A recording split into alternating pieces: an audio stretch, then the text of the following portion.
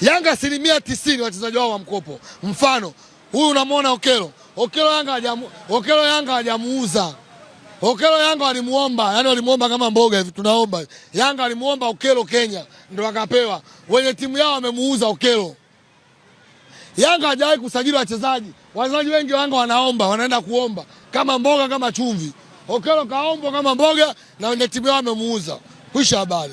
Nataka useme engineer kawalaghai watu pale KMC kwamba wamemuuza mchezaji wao. Hajamuuza.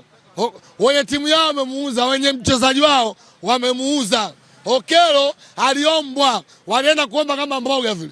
Kenya wameenda kuomba kama wanaomba chumvi. Wamemuomba mwenye hivi kwa akili yako, hivi akili ya kawaida tu wewe nikuuliza. Kwa kiwango alichokionyesha Okelo msimu uliopita, Yanga ametoa wapi jeuri ya kumuuza?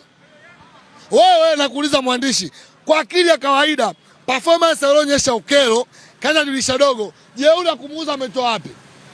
Unamtaka mchezaji gani kama Okelo unayo?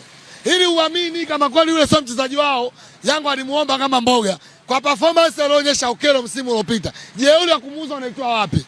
Wenye timu yao walivyowapa Yanga ambapo kwa makubaliano kwamba tunataka kumuuza muda wote tunamuuza. Kwa hiyo wamepata timu, wamemuuza Farabati. Wenye timu yao wamedanganywa.